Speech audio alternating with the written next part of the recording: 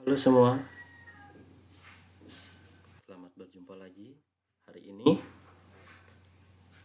saya akan membahas tentang bagaimana mengubah judul skripsi ataupun tesis dari penelitian eksperimen menjadi research and development.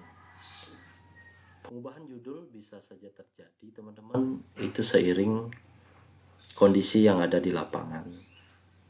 Hanya saja mengubah judul sebaiknya sudah dilakukan lebih awal, jauh sebelum teman-teman mencari data di lapangan.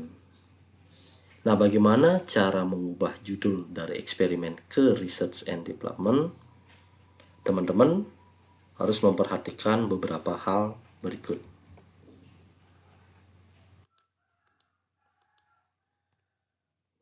Pertama, perlu diperhatikan variabel terikat dan variabel bebas yang dimiliki pada judul yang telah dibuat. Tentu ketika teman-teman membuat judul di awal eksperimen, teman-teman sudah tahu yang mana termasuk variabel terikat dan mana yang termasuk variabel bebas. Dan jika memang ada, mungkin saja teman-teman ada yang menggunakan variabel moderat dalam judul yang telah dibuat di awal. Yang kedua, dari variabel-variabel tersebut, tentukan berapa banyak variabel yang akan dikembangkan. Apakah variabel bebas, apakah variabel moderat, berapa banyak variabel yang akan dikembangkan. Itu penting, teman-teman, untuk diperhatikan. Dan yang ketiga itu adalah dari banyak variabel-variabel tersebut dapat diperkirakan rumusan masalah yang akan digunakan.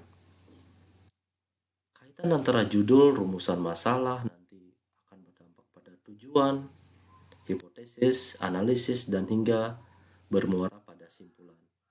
Jadi harus terdapat konsistensi antara hal-hal yang saya sampaikan tadi, baik itu judul, rumusan masalah, tujuan, hipotesis maupun analisis data hingga nanti pada simpulan itu sendiri.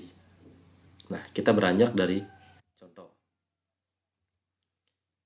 Terdapat contoh judul yaitu pengaruh pembelajaran model Van Hill terhadap kemampuan visualisasi spasial dan pemahaman konsep geometri siswa kelas 5 SD di kota A. Dari judul ini, saya yakin teman-teman dapat menemukan mana variabel terikat dan mana variabel bebas. Oke, pembelajaran model Van Hill yang diberi warna merah, tentu ini adalah variabel bebas. Kemudian, kemampuan visualisasi spasial dan pemahaman konsep geometri ini adalah variabel terikat. Nah, dari variabel-variabel ini, teman-teman harus pilih yang mana akan dikembangkan. Kalau saya sendiri lebih cenderung menggunakan variabel-variabel terikat. Contoh, maka judul yang bisa dibuat adalah yang pertama, pengembangan perangkat instrumen penilaian kemampuan visualisasi spasial siswa kelas 5 SD di kota A. Yang kedua, pengembangan perangkat instrumen penilaian pemahaman konsep siswa kelas 5 SD di kota A. Dan yang ketiga, pengembangan perangkat instrumen penilaian kemampuan visualisasi spasial dan pemahaman konsep siswa kelas 5 SD di kota A. Dari judul pertama, ini ada satu variabel yang dikembangkan, judul kedua juga ada satu, dan judul yang ketiga ada dua. Sekarang silakan teman-teman pilih, tentu teman-teman harus mempertimbangkan waktu keterbatasan penelitian. Juga teman-teman harus konsultasi dengan dosen pembimbing untuk mendapat arahan beliau yang mana sebaiknya kita gunakan. Nah, dari judul-judul ini, teman-teman dapat merancang rumusan masalah sebagai berikut. Pertama, yang menjadi rumusan adalah bagaimana prosedur pengembangan yang dilakukan untuk membuat instrumen tersebut. Jadi, prosedur yang digunakan, teman-teman harus memilih model pengembangan yang akan digunakan. Banyak terdapat model, salah satunya atau beberapa saja ada 4D, 4D, ada ADY, ada modelnya Plum, dan ada beberapa lagi. Silahkan teman-teman tentukan yang mana akan digunakan.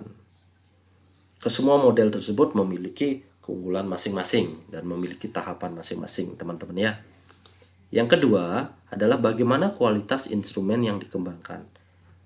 Untuk mengukur kualitas ini bisa diukur berdasarkan validitas, efektivitas maupun kepraktisan. Ini saya menggunakan dari pedoman Neven.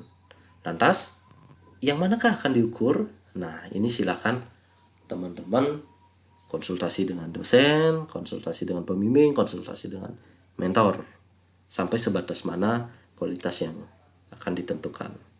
Nah, bagaimana mengukur validitas, efektivitas, dan yang lain-lain, atau bagaimana prosedur pengembangan, tidak akan saya bahas pada video ini, tapi akan saya bahas pada video-video selanjutnya. Terima kasih perhatiannya teman-teman. Sampai jumpa, semangat, dan sukses selalu. Bye-bye.